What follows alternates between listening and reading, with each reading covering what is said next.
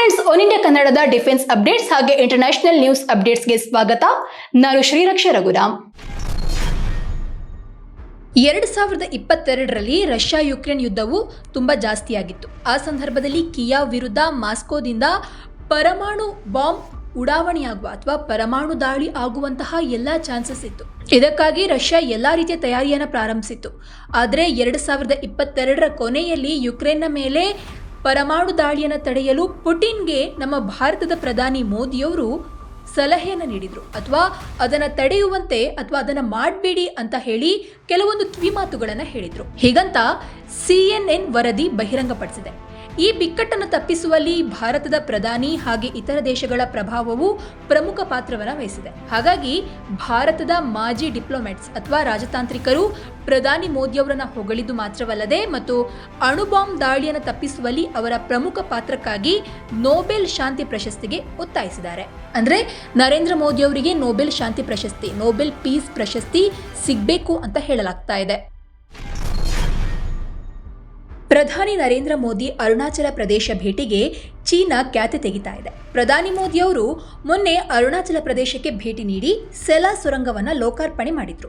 ಇದನ್ನು ವಿರೋಧಿಸಿ ಚೀನಾ ಭಾರತದೊಂದಿಗೆ ರಾಜತಾಂತ್ರಿಕ ಪ್ರತಿಭಟನೆಗೆ ಮುಂದಾಗಿದೆ. ಚೀನಾ ವಿದೇಶಾಂಗ ಸಚಿವಾಲಯದ ವಕ್ತಾರ ವಾಂಗ್ ವೆನ್ಬಿನ್ ಜಾಂಗ್ನಾನ್ ಪ್ರದೇಶ ಚೀನಾಗೆ ಸೇರಿದ್ದು, ಪ್ರಧಾನಿ ಮೋದಿ ಅವರ ಭೇಟಿಯು ಗಡಿ ಸಮಸ್ಯೆಯನ್ನು ಉಲ್ಬಣಗೊಳಿಸ್ತಾ ಇದೆ ಅಂತ ಹೇಳಿದ್ದಾರೆ. ಭಾರತವು ಅಕ್ರಮವಾಗಿ ಅರುಣಾಚಲ ಪ್ರದೇಶವನ್ನು ಗುರುತಿಸಿಕೊಂಡಿದೆ. ಚೀನಾ ದೇಶ ಎಂದಿಗೂ ಇದನ್ನು ಒಪ್ಪೋದಿಲ್ಲ, ವಿರೋಧಿಸುತ್ತಲೇ ಇರ್ತದೆ ಅಂತ ತಿಳಿಸಿದ್ದಾರೆ. ಇನ್ನು ಭಾರತ ಚೀನಾ ಗಡಿ ಪ್ರಶ್ನೆ ಇನ್ನೂ ಬಗೆಹರಿದಿಲ್ಲ. ಭಾರತ ದೇಶದ ಚೀನಾದ ಜಂಗ್ನಾನ್ ಪ್ರದೇಶವನ್ನು ಅಭಿವೃದ್ಧಿಪಡಿಸುವ ಹಕ್ಕು ಹೊಂದಿಲ್ಲ. ಭಾರತದ ನಡೆಯು ಗಡಿ ಸಮಸ್ಯೆಗಳನ್ನು ಉಲ್ಬಣಗೊಳಿಸ್ತಾ ಇದೆ. ಗಡಿ ಭಾಗಕ್ಕೆ ಭಾರತದ ಪ್ರಧಾನಿ ಭೇಟಿ ಮಾಡಿರೋದನ್ನ ಚೀನಾ ವಿರೋಧಿಸ್ತಾ ಇದೆ ಅಂತ ಹೇಳಿದ್ದಾರೆ. ಇನ್ನು ಭಾರತ ಸರ್ಕಾರ ಅರುಣಾಚಲ ಪ್ರದೇಶ ಭಾರತದ ಅವಿಭಾಜ್ಯ ಅಂಗವಾಗಿದೆ. ಅರುಣಾಚಲ ಪ್ರದೇಶದ ಮೇಲೆ ಚೀನಾದ ಪ್ರಾದೇಶಿಕ ಹಕ್ಕುಗಳನ್ನು ಪದೇ ಪದೇ ತಿರಸ್ಕರಿಸುತ್ತಲೇ ಬಂದಿದೆ. ಈ ಪ್ರದೇಶಕ್ಕೆ ಚೀನಾ ನಾಮಕರಣ ಮಾಡಿರೋದನ್ನ ತಳ್ಳಿ ಹಾಕಿದೆ. ಇನ್ನು ಮಾರ್ಚ್ 9ರಂದು ಪ್ರಧಾನಿ ಮೋದಿಯವರು ಅಸ್ಸಾಂನ ತೇಜ್ಪುರದಿಂದ ಅರುಣಾಚಲ ಪ್ರದೇಶದ ತವಾಂಗ್ಗೆ ಮಾರ್ಗವನ್ನು ಕಲ್ಪಿಸುವಂತಹ ವಿಶ್ವದ ಉದ್ದದ ದ್ವಿಪಥ ಸುರಂಗವನ್ನು ಲೋಕಾರ್ಪಣೆ ಮಾಡಿದ್ರು. ಸೆಲಾ ಸುರಂಗ 13,000 ಅಡಿಗಳಷ್ಟು ಉದ್ದದ 2 ಪಥದ ಸುರಂಗವಾಗಿದೆ. ಇದು ವಿಶ್ವದ ಅತಿ ಉದ್ದದ ದ್ವಿಪಥದ ಸುರಂಗವಾಗಿದೆ. ಇನ್ನು ಬಾರ್ಡರ್ ರೋಡ್ಸ್ ಆರ್ಗನೈಸೇಷನ್ 825 ಕೋಟಿ ರೂಪಾಯಿಯ ಸೆಲಾ ಸುರಂಗ ಮಾರ್ಗ ಚೀನಾ ಗಡಿಯಲ್ಲಿರುವಂತಹ ಅರುಣಾಚಲ ಪ್ರದೇಶದ ತವಾಂಗ್ ಮತ್ತು ಕಮೆಂಗ್ ಪ್ರದೇಶಗಳಿಗೆ ಎಲ್ಲಾ ಹವಾಮಾನ ಸಂಪರ್ಕವನ್ನು ಹೆಚ್ಚಿಸುವ ಮತ್ತು ಕ್ಷಿಪ್ರ ಸೇನಾ ಪಡೆಗಳ ಉತ್ತಮ ಚಲನೆಯನ್ನು ಸುಗಮಗೊಳಿಸಲಿದೆ. ಸೇನಾ ಅಧಿಕಾರಿಗಳು ಹೇಳುವ ಪ್ರಕಾರ ಚೀನಾ ಜೊತೆಗೆ ನೈಜ ನಿಯಂತ್ರಣ ರೇಖೆ ಅಥವಾ LAC line of actual control ಉದ್ದಕ್ಕೂ ಮುಂದಿನ ಸ್ಥಳಗಳಿಗೆ ಪಡೆಗಳು ಮತ್ತು ಶಸ್ತ್ರಾಸ್ತ್ರಗಳ ಉತ್ತಮ ಚಲನೆಯನ್ನು ಇದು ಒದಗಿಸುತ್ತದೆ ಅಂತ ಅಂದಿದ್ದಾರೆ. ರಾಷ್ಟ್ರೀಯ ಭದ್ರತಾ ಸಲಹೆಗಾರ ಅಜಿತ್ ದೋವಲ್ ಅವರು ಇಸ್ರೇಲ್ ಪ್ರಧಾನಿ ಬೆಂಜಮಿನ್ ನೆತನ್ಯಾಹು ಅವರನ್ನ ಭೇಟಿಯಾಗಿದ್ದು ಗಾಜಾದ ಬೆಳವಣಿಗೆಗಳು ಮತ್ತು ತುರ್ತು ಮಾನವೀಯ ನೆರವನ್ನು ಒದಗಿಸುವ ಕುರಿತಂತೆ ಚರ್ಚೆ ನಡೆಸಿದ್ದಾರೆ.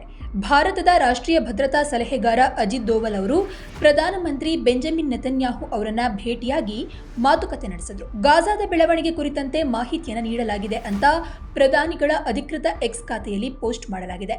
ಒತ್ತೆಯಾಳುಗಳ ಬಿಡುಗಡೆ ಮತ್ತು ಮಾನವೀಯ ನೆರವು ಕುರಿತಂತೆ ಚರ್ಚೆ ನಡೆದಿದೆ ಹೀಗಂತ ಪೋಸ್ಟ್ನಲ್ಲಿ ತಿಳಿಸಲಾಗಿದೆ. ಇನ್ನು ಇಸ್ರೇಲ್ನ NSA ಜಾಕಿ ಹನೇಬಿ ಅವರನ್ನು ಕೂಡ ದೋವಲ್ ಭೇಟಿಯಾಗಿದ್ದಾರೆ. ಪ್ರಧಾನಿ ನರೇಂದ್ರ ಮೋದಿ ಅವರು ಸಹ ಈ ಭಾಗದ UAE, Qatar, Saudi Arabia, Egypt ಮತ್ತು ಜೋರ್ಡಾನ್ ಅಂತಹ ಪ್ರಮುಖ ನಾಯಕರ ಜೊತೆಗೆ ನಿರಂತರ ಸಂಪರ್ಕದಲ್ಲಿದ್ದಾರೆ. ಅಲ್ಲಿ ಶಾಂತಿ ಮತ್ತು ಸ್ಥಿರತೆಯನ್ನು ಉತ್ತೇಜಿಸುವ ಚರ್ಚೆಯಲ್ಲಿ ಸಕ್ರಿಯವಾಗಿ ತೊಡಗಿಸಿಕೊಂಡಿದ್ದಾರೆ.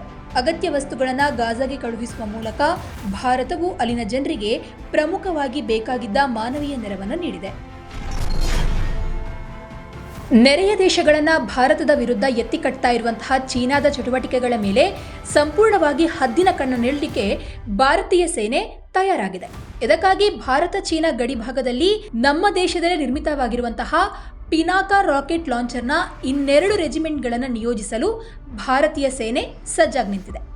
ಭಾರತ ಉತ್ತರದಲ್ಲಿ ಚೀನಾಗೆ ಹೊಂದಿಕೊಂಡಿರುವಂತಹ ಗಡಿ ಭಾಗದಲ್ಲಿ ಪಿರಂಗಿ ಪವರ್ ಸಾಮರ್ಥ್ಯವನ್ನು ಹೆಚ್ಚಿಸಲು ಸ್ವದೇಶೀಯವಾಗಿ ಅಭಿವೃದ್ಧಿಪಡಿಸಿದ ಪಿನಾಕ ಮಲ್ಟಿಪಲ್ ಲಾಂಚ್ ರಾಕೆಟ್ ಸಿಸ್ಟಮ್ನ 2 ಹೊಸ ರೆಜಿಮೆಂಟ್ಗಳನ್ನು ನಿಯೋಜಿಸಲು ಸೇನೆ ಸಿದ್ಧತೆಯನ್ನು ನಡೆಸಿದೆ. ಪೂರ್ವ ಲಡಾಖ್ನಲ್ಲಿನ ವಾಸ್ತವಿಕ ನಿಯಂತ್ರಣ ರೇಖೆಯ ಉದ್ದಕ್ಕೂ ನಡೀತಾ ಇರುವಂತಹ ಗಡಿ ಬಿಕ್ಕಟ್ಟಿನ ಹಿನ್ನೆಲೆಯಲ್ಲಿ ಈಗ 6 ಪಿನಾಕ ರೆಜಿಮೆಂಟ್ಗಳ ಭಾಗವಾಗಿರುವಂತಹ 214 mm multi barrel rocket launcher ವ್ಯವಸ್ಥೆಯನ್ನು ಇಲ್ಲಿ ನಿಯೋಜಿಸಲಾಗ್ತಾ ಇದೆ. ಇದಕ್ಕಾಗಿ ರೆಜಿಮೆಂಟ್ಗಳಲ್ಲಿ ಸಿಬ್ಬಂದಿಗಳಿಗೆ ತರಬೇತಿ ನಡೀತಾ ಇದ್ದು ಮುಂದಿನ 6 ತಿಂಗಳ ಒಳಗೆ ಈ ಪ್ರಕ್ರಿಯೆ ಪೂರ್ಣಗೊಳ್ಳಲಿದೆ ಅಂತ ಭಾರತೀಯ ರಕ್ಷಣಾ ಇಲಾಖೆ ಮೂಲಗಳು ಹೇಳಿವೆ. ಪ್ರಸ್ತುತವಾಗಿ ಭಾರತೀಯ ಸೇನೆಯು ಪಾಕಿಸ್ತಾನದ ಪಶ್ಚಿಮ ಗಡಿಯಲ್ಲಿ ಮತ್ತು ಚೀನಾದ ಉತ್ತರದ ಗಡಿಯಲ್ಲಿ 4 ಪಿನಾಕ ರೆಜಿಮೆಂಟ್ಗಳನ್ನು ಹೊಂದಿದೆ. ಇನ್ನು ರಕ್ಷಣಾ ಸಚಿವಾಲಯದ ಅತ್ಯಂತ ಒಳ್ಳೆಯ ನಿರ್ಧಾರ ತೆಗೆದುಕೊಳ್ಳುವ ಸಂಸ್ಥೆಯಾದ ರಕ್ಷಣಾ ಸ್ವಾಧೀನ ಮಂಡಳಿ DACಯು 2018ರಲ್ಲಿ 6 ಹೆಚ್ಚುವರಿ ಪಿನಾಕ ರೆಜಿಮೆಂಟ್ಗಳಿಗೆ ಅನುಮತಿಯನ್ನು ನೀಡಿತು. ಹಾಗೆಯೇ 2010ರಲ್ಲಿ ಸಚಿವಾಲಯವು ಈ ಯೋಜನೆಗಾಗಿ Bharat earth movers limited BEML ಅಂದರೆ BEML, Tata power company limited ಹಾಗೂ ಲಾರ್ಸನ್ ಮತ್ತು ಟ್ಯೂಬ್ರೋ ಜೊತೆಗೆ ಅಂದಾಜು 2580 ಕೋಟಿ ರೂಪಾಯಿ ವೆಚ್ಚದ ಒಪ್ಪಂದಗಳಿಗೆ ಸಹಿಯನ್ನು ಹಾಕಿತ್ತು. ಈ ಎಲ್ಲ 6 ರೆಜಿಮೆಂಟ್ಗಳು 2014ರ ವೇಳೆಗೆ ಕಾರ್ಯಗತಗೊಳ್ಳಬೇಕಾಗಿತ್ತು. ಆದರೆ ಈಗ 2 ಮಾತ್ರ ಕಾರ್ಯಗತಗೊಳಿಸುವ ಪ್ರಕ್ರಿಯೆ ನಡೀತಾ ಇದ್ದು ಮುಂಬರುವಂತಹ ತಿಂಗಳುಗಳಲ್ಲಿ ಇನ್ನುಳಿದ 4 ರೆಜಿಮೆಂಟ್ಗಳು ಪೂರ್ಣಗೊಳ್ಳಲಿದೆ ಅಂತ ರಕ್ಷಣಾ ಸಚಿವಾಲಯದ ಮೂಲಗಳು ತಿಳಿಸಿವೆ. ಈ 6 ಪಿನಾಕ ರೆಜಿಮೆಂಟ್ಗಳಲ್ಲಿ ಸ್ವಯಂ ಚಾಲಿತ ಗುರಿಟ್ಟು ಹೊಡೆಯುವಂತಹ ಗನ್ಗಳು ಹಾಗೆ AGAPS ಹೊಂದಿರುವಂತಹ 114 ಲಾಂಚರ್ಗಳು, 45 ಕಮಾಂಡ್ ಪೋಸ್ಟ್ಗಳು, 330 ವಾಹನಗಳನ್ನು ಹೊಂದಿರಲಿವೆ. ಇನ್ನು defence research and development organisation DRDO ಅಭಿವೃದ್ಧಿಪಡಿಸಿದ Pinaka multi barrel rocket launcher ಸಿಸ್ಟಮ್ಗಳನ್ನು ಟಾಟಾ ಗ್ರೂಪ್ ಮತ್ತು ಲಾರ್ಸೆನ್ ಮತ್ತು ಟ್ಯೂಬ್ರೋ LNT ಸೇರಿದಂತೆ 2 ಪ್ರಮುಖ ಖಾಸಗಿ ವಲಯದ ಘಟಕಗಳು ತಯಾರಿಸುತ್ತವೆ. ಹಾಗಾದರೆ ಏನಿದು ಪಿನಾಕ? ಪ್ರತಿ ರೆಜಿಮೆಂಟ್ 6 ಪಿನಾಕ ಲಾಂಚರ್ಗಳ 3 ಬ್ಯಾಟರಿಗಳನ್ನು ಹೊಂದಿದ್ದು ಪ್ರತಿಯೊಂದು 44 ಸೆಕೆಂಡ್ಗಳ ಅಂತರದಲ್ಲಿ 40 ಕಿಲೋಮೀಟರ್ ವ್ಯಾಪ್ತಿಯೊಂದಿಗೆ 12 ರಾಕೆಟ್ಗಳನ್ನು ಉಡಾವಣೆ ಮಾಡುವ ಸಾಮರ್ಥ್ಯವನ್ನು ಹೊಂದಿದೆ. ಮಾಲ್ಡೀವ್ಸ್ ಮಾಧ್ಯಮಗಳ ವರದಿಯ ಪ್ರಕಾರ ಭಾರತ ಉಡುಗೊರೆಯಾಗಿ ನೀಡಿದ ಹೆಲಿಕಾಪ್ಟರ್ ಅನ್ನು ನಿರ್ವಹಿಸ್ತಾ ಇದ್ದಂತಹ ಮಾಲ್ಡೀವ್ಸ್ನಲ್ಲಿ ಬೀಡು ಬಿಟ್ಟಿರುವಂತಹ ಭಾರತೀಯ ಮಿಲಿಟರಿ ಸಿಬ್ಬಂದಿಯ ಮೊದಲ ಗುಂಪು ದ್ವೀಪ ರಾಷ್ಟ್ರದಿಂದ ಹೊರಟಿದೆ ಅಂತ ಹೇಳಲಾಗಿದೆ. ಹೆಲಿಕಾಪ್ಟರ್ ಕಾರ್ಯಾಚರಣೆಯನ್ನ ಈಗ ಭಾರತೀಯ ನಾಗರಿಕ ಸಿಬ್ಬಂದಿಗೆ ಹಸ್ತಾಂತರಿಸಲಾಗಿದೆ. ಅಡ್ಡು ನಗರದಲ್ಲಿ ಬೀಡು ಬಿಟ್ಟಿದ್ದ ಸುಮಾರು 25 ಭಾರತೀಯ ಸೈನಿಕರು ಭಾರತಕ್ಕೆ ಮರಳಿದ್ದಾರೆ ಅಂತ ಮಾಲ್ಡೀವ್ಸ್ ರಾಷ್ಟ್ರೀಯ ರಕ್ಷಣಾ ಪಡೆ ಹೇಳಿದೆ. ದೇಶೀಯವಾಗಿ ಅಭಿವೃದ್ಧಿಪಡಿಸಿದ ಹಲವು ಪರಮಾಣು ಬಾಂಬ್ಗಳನ್ನು ಏಕಕಾಲಕ್ಕೆ ಕೊಂಡೊಯ್ಯಬಲ್ಲ ಸಾಮರ್ಥ್ಯದ ಅಗ್ನಿ-V ಬಹು ಸಿಡಿತಲೆ ಕ್ಷಿಪಣಿಯ ಮೊದಲ ಹಾರಾಟ ಪರೀಕ್ಷೆಯನ್ನು ಭಾರತ ನಿನ್ನೆ ಸಂಜೆ ಯಶಸ್ವಿಯಾಗಿ ನಡೆಸಿದೆ. ಇದೊಂದು ಬಹು ಸ್ವತಂತ್ರವಾಗಿ ಕಾರ್ಯಾಚರಿಸಬಲ್ಲಂತಹ ರೀ-ಎಂಟ್ರಿ ತಂತ್ರಜ್ಞಾನ ಹೊಂದಿರುವಂತಹ ಕ್ಷಿಪಣಿ. ವಿಶೇಷ ಅಂತಂದ್ರೆ 3 ವರ್ಷಗಳ ಹಿಂದೆ ಪಾಕಿಸ್ತಾನ ಇದನ್ನು ಪರೀಕ್ಷಿಸಲು ಯತ್ನಿಸಿ ವಿಫಲವಾಗಿತ್ತು. ಪಾಕ್ 3 ವರ್ಷದ ಹಿಂದೆ 2750 ಕಿಲೋಮೀಟರ್ ವ್ಯಾಪ್ತಿಯ ಶಾಹಿನ್ 3 ಕ್ಷಿಪಣಿಯನ್ನು ಬಳಸಿಕೊಂಡು ಬಹು ಸ್ವತಂತ್ರವಾಗಿ ಗುರಿ ಇಡುವಂತಹ ಮರು ಪ್ರವೇಶ ವಾಹನ MIRV ತಂತ್ರಜ್ಞಾನವನ್ನು ಅಭಿವೃದ್ಧಿಪಡಿಸಲು ಪ್ರಯತ್ನಿಸಿತು. ಆದರೆ DRDO ನೀಡಿರುವ ಮಾಹಿತಿಯ ಪ್ರಕಾರ ಅದು ಅಟರ್ ಫ್ಲಾಪ್ ಆಗಿತ್ತು. ಇನ್ನೊಂದು ವಿಷಯ ಅಂತಂದ್ರೆ ಸ್ನೇಹಿತರೆ, ಅಗ್ನಿ-V ಪರೀಕ್ಷೆಯ ಬಗ್ಗೆ ಬೇಹುಗಾರಿಕೆ ಮಾಡಬೇಕು ಅಂತಾನೆ ಚೀನಾದ PLA ತನ್ನ 2 ಗೂಢಚಾರ ಹಡಗುಗಳನ್ನು ಭಾರತಕ್ಕೆ ಸಮೀಪದಲ್ಲಿ ಇರಿಸಿತ್ತು. ಇದರಲ್ಲಿ ಒಂದು ವೈಜಾಗ್ನ ಪಶ್ಚಿಮಕ್ಕೆ 500 ಕಿಲೋಮೀಟರ್ ದೂರದಲ್ಲಿದ್ದರೆ ಇನ್ನೊಂದು ದಕ್ಷಿಣ ಹಿಂದೂ ಮಹಾಸಾಗರದಲ್ಲಿ ಮಾಲ್ಡೀವ್ಸ್ ಬಳಿ ಇದೆ.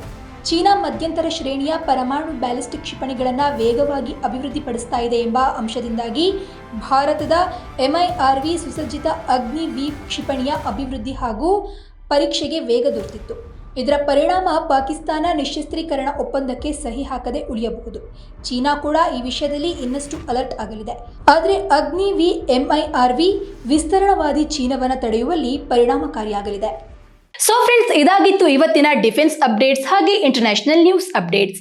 ಈ ಬಗ್ಗೆ ನಿಮ್ಗೆ ಏನ್ ಅನಿಸ್ತು ಅನ್ನೋದನ್ನ ಕಮೆಂಟ್ ಮೂಲಕ ತಿಳಿಸಿ. ಹೀಗೆ ಮತ್ತೆ ಭೇಟಿಯಾಗ್ತಾ ಇರೋಣ. ಅಲ್ಲಿಯವರೆಗೂ ಧನ್ಯವಾದ.